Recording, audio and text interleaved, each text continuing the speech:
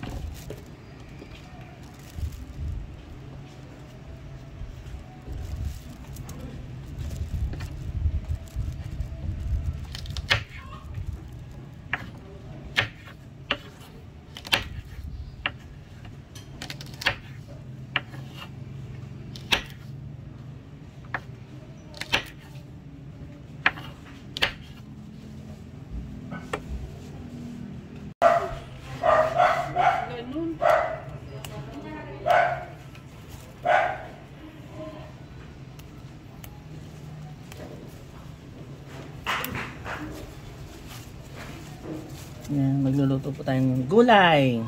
Ano to? Inabraw? Inabraw.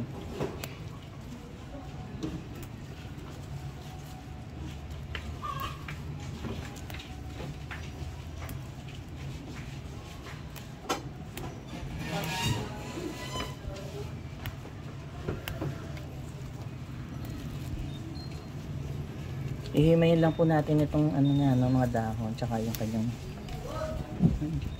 Kaya ito po yung ating mga gulay, no, sitaw, okra, tsaka saluyot. Tapos lalagyan po natin siya ng tinapa. Piprito muna po natin yung tinapa, no. Okay. Ang tawag dito, Ilocano dish sa ano? Ano na yun? Inabraw. Inabraw siya. O mga kabsat, luluto na tayo ng inabraw. Okay, piprito muna po natin yung ating tinapa, no?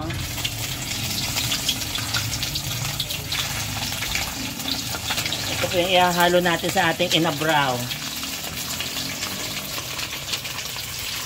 Pero magpiprito rin tayo ng tilapia para sa ating ano, paterno ng ating gulay.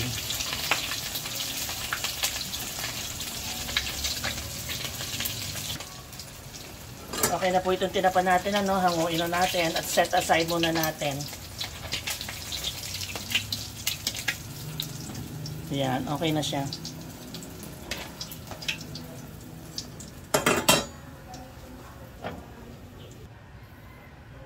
Mainit na yung mantika natin, ano. Prito na natin yung ating tilapia na kinoat ko ng cornstarch. Okay, para hindi siya titilamsik.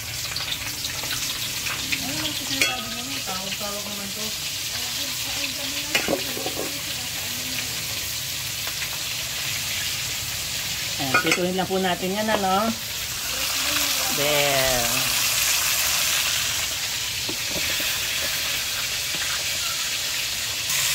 Yan, binaligtad ko na po yung tilapia, no? Maya-maya okay lang po ito. Mag-start na po tayo magluto ng inabraw. Unuin na po natin yung tilapia natin, ano? Okay na po ito.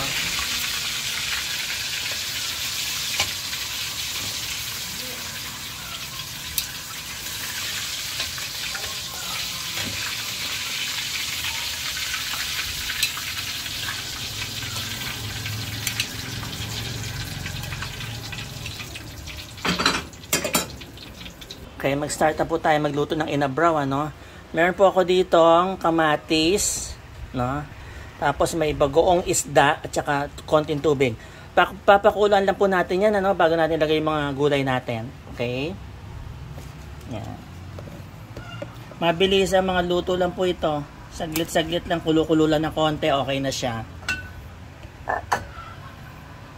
Pakuluan muna natin.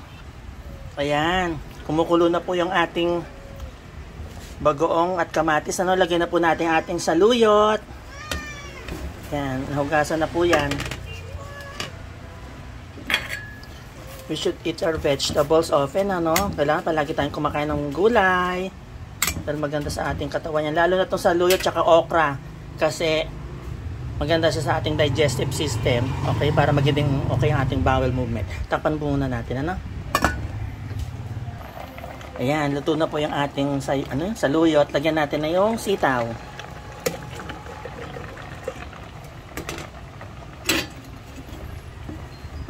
Siguro mga 2 minutes lang po siguro ito. Takpan ulit natin, ano. Okay, maglalagay po tayo ng patis, ano, pampalasa. Okay, lalagyan na po natin yung ating okra.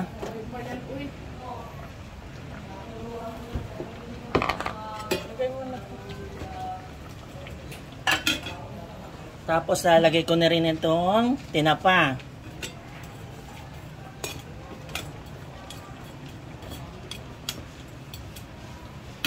Simmer na lang po to, no? Ng ilang minutes. Sandali. Okay, check na po natin. Wow! Tikman na natin.